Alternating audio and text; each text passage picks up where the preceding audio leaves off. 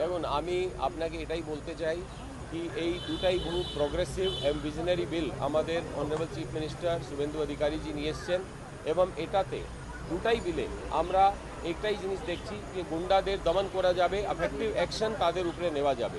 যেটা বলা হয় না কি this criminals and anti social were not enemies of power, they were the instrument of power. আমরা গত 15 বছরের মধ্যে দেখেছি কি এই ক্রিমিনালসদেরকে, গুন্ডাদেরকে শাসনের একটা মানে ইনস্ট্রুমেন্ট হিসাবে তাদেরকে ব্যবহার করা হয়েছে এবং পুরো রাজ্যের মধ্যে ভয়ের বাতাবরণ সৃষ্টি করার মধ্যে এদেরকে ব্যবহার করা হয়েছে।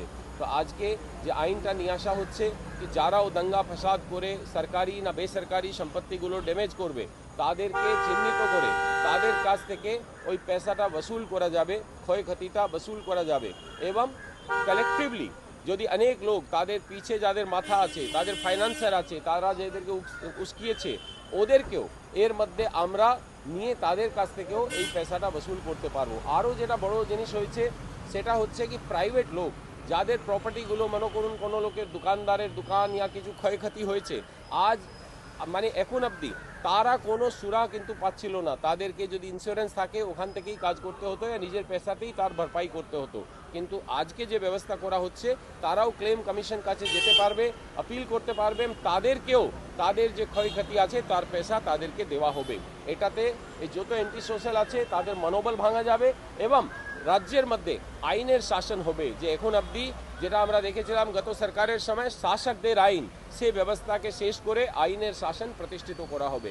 এবং দ্বিতীয় যেটা একটা আছে West Bengal public safety and control of anti social activities bill, ওটাতেও আমি আপনাদেরকে এটাই বলতে চাই কি খুব ভালোভাবে ড্রাফটেড একটা বিল আছে যার মধ্যে গুন্ডাদেরকে ডিফাইন করা হয়েছে, কারা গুন্ডা আছে, যাদেরকে arms act, explosive substance act, NDPS act या ভারতীয় ন্যায় সংহিতা এর মধ্যে তারা আইদার কনভিক্টেড আছে या রিপিটেড চার্জশিট হয়েছে তাদেরকে করা যাবে।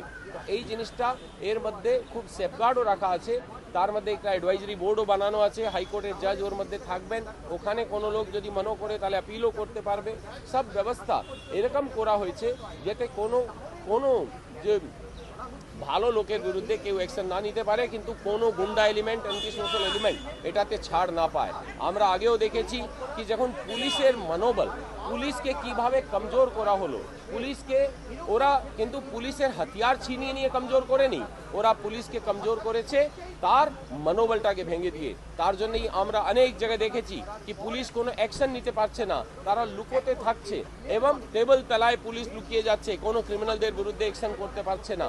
কারণ যেই লোক, যেই ভালো অফিসার, পুলিশের অফিসার, তারা যদি একটু অ্যাকশন নেওয়ার চেষ্টা করেছে তাদেরকে সন্ধ্যা অবধি ট্রান্সফারের অর্ডার থামিয়ে দেওয়া হয়েছে এবং যারা এই অ্যান্টি সোশ্যালদেরকে প্রোটেক্ট করেছে তাদেরকে রিওয়ার্ড করা হয়েছে।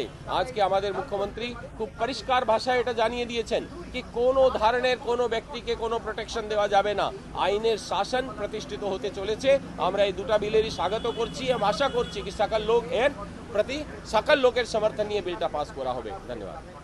গণতন্ত্রের মানে কনস্টিটিউশনে অধিকার দিয়েছে, আপনি কোনো বিলের বিরোধ করতে পারেন, কোনো কিছু আপনার আইন পছন্দ না হলে করতেই পারেন, আপনি কোর্টে যেতে পারেন, শান্তিপূর্ণভাবে ডেমনস্ট্রেশন করতে পারেন, গভর্নমেন্টের এগেনস্টে বিরোধও প্রদর্শন করতে পারেন। কিন্তু তার জন্য আপনি সরকারি সম্পত্তি ভাঙবেন, ভাঙচুর করে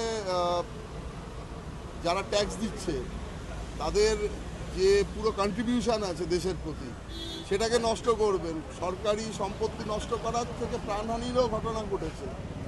আপনি আগের বার দেখেছেন যে মাননীয় বিচারপতিদেরও এরা ছাড়েনি।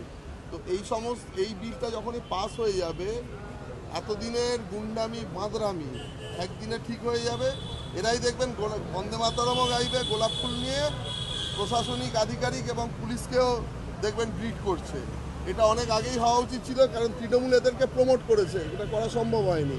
এটা হয়ে যাওয়ার পরে আপনাদের ওপরে অনেক সময় অত্যাচার নেমে এসছে, বিভিন্নভাবে আপনাদের ওপরে অ্যাটাক করেছে, কেউ আর এই সাহস পাবে না। তারা আপনাদের বরং যা যা আগে ক্ষতি করেছিল দেখবেন যে সেটা করা তো দূরের কথা, করলে ওদের থেকেই টাকা কেটে নিয়ে ওদের সম্পত্তি থেকে আপনাদের ফেরত দেওয়া অনেক অনেক আগে হওয়া উচিত ছিল। আর দ্বিতীয় বিলটাও ভেরি ভেরি ইম্পর্টেন্ট, এক দেশে একই আইন ব্যবস্থা হওয়া উচিত। এই বিলে সবথেকে উপকৃত হবে মুসলিম মহিলারা, সংখ্যালঘু মহিলারা, যারা বাড়িতে এই যে দিনের পর দিন কিছু বলতে পারে না। আজকে 4:30 পরে আমাদের প্রেস ক্লাবে একটা সাংবাদিক সম্মেলনও আছে, যেখানে আমাকে আহ্বান করা হয়েছে। প্রচুর মুসলিম মহিলা আসবেন এটা সমর্থনে। এটাও অনেক আগে হওয়া উচিত ছিল। এই কেন যে এই ডিসপ্যারিটিটা ছিল, এটাই খুব আশ্চর্য ব্যাপার। তো আমাদের সরকারের এটা একটা ঘোষিত নীতি ছিল, এটাকে আমরা খুব প্রায়োরিটি বেসিস দেখছি। এক্ষুনি বিধানসভা শুরু হবে, আজকে আশা করি এই দুটো বিল উত্থাপন হবে। অ্যাটাচমেন্ট যেটা পিএমএলএতে করা হয় ঠিক সেই ধরনের প্রভিশন রাখা হয়েছে, এবং এই অ্যাটাচমেন্ট হলে সবথেকে বড় কথা কোনো রকম যে ঝামেলার করার প্রবৃত্তি, মানে আগে কি হতো 1-2 মাস জেলে থাকতো, তারপরে পুলিশ আধিকারিকদের বা বিভিন্ন মানে ইয়েকে ম্যানেজ করে এরা বেল পেয়ে বেরিয়ে যেত, সেই প্রভিশনটা থাকতো। কারণ প্রত্যেকের ক্ষেত্রে তো কাস্টডি ট্রায়াল করা সম্ভব না। তো এক্ষেত্রে যেটা হবে, আপনার যদি সম্পত্তি ক্লোক হয়ে যায় তাহলে এরা একদম জব্দ থাকে।